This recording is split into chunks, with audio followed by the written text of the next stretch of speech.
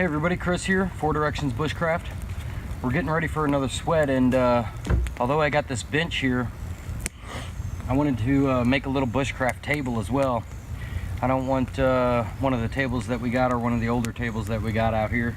I just figured I'd bring you along and make a little bushcraft table. Now, I'm going to use cordage, some bank line on this, but you could do this without any cordage as well. You know, you just lay your sticks on top, and there you go. You could use vines to tie it together, or the weight of what you put on there will just keep it there. You know, I mean, a lot of the bushcrafting and survival stuff, especially if you're out and you're wanting to build a table at your bushcraft camp or anything like that, it doesn't necessarily have to be the prettiest thing.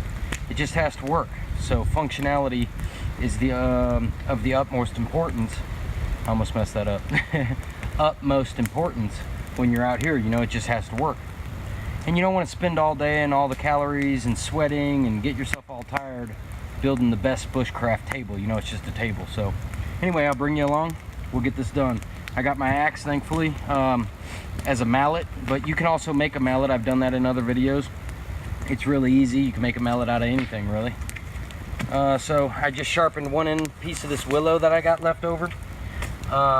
Sharpened one end. I'm going to pound it into the ground. That'll be one of our stakes.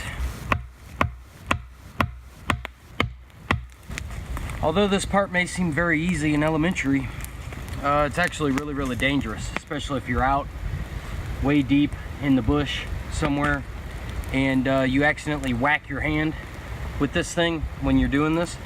So even though I'm really close to the house, actually, I try to be careful.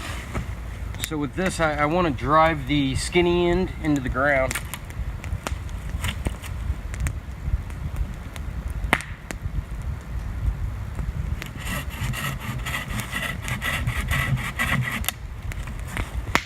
And then I just kind of measure about 6 inches up from the other one, because I want to bury it into the ground about 6 inches. And now, because I have the time, I'll cut a notch in this end, and put it in here. I just have to measure just to keep these apart and to keep the tension. So now that I got my measurement with my other hand, I'll just cut right there.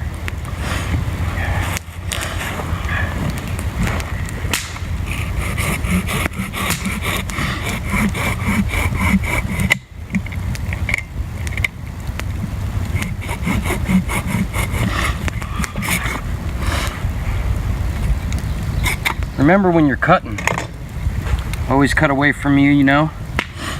A lot of people will cut like this because they're in a hurry, or they're cutting little stuff and they don't take the time to cut away from them. When you cut like this, you open yourself up, because your main femoral arteries are here. So one slip and you're gonna cut yourself, you know.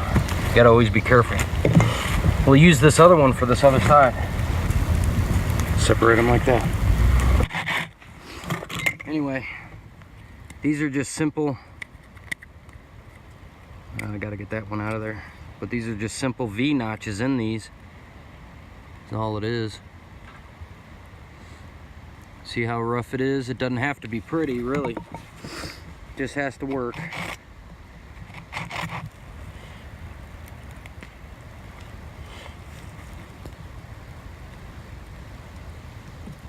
And now, simply lash these two together to keep the tension on this, and you can run your sticks across.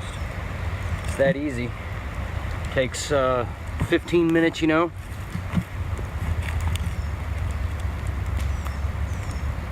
I'm using bank line here. I love bank line. This is the number 18 bank line. You can't get this everywhere, apparently. We went to Utah for an expo, and they don't sell it in Utah. But 4directionsbushcraft.com, you can pick yourself up some 18 and 36 gauge bank line. So we got you covered. And it is just fantastic because it's tarred, so it's waterproof. It's made for trout lines, So it's tarred, so it's waterproof, and it binds on itself real easy. It's real sticky. It's kind of sticky, you know.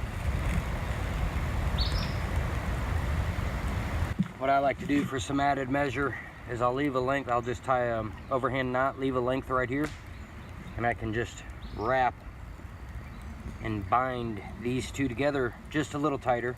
That way they can bear some weight without slipping off. And I'll just over-under weave. Now that with this length that I got left and this length, I have enough to just overhand, and then boom. That's really it. I mean, simple. You can do this with vines as well. You would just need to take more time. That's all. More time and more patience. That's all it comes down to. And now we're basically just going to measure, cut, and lay our tabletop.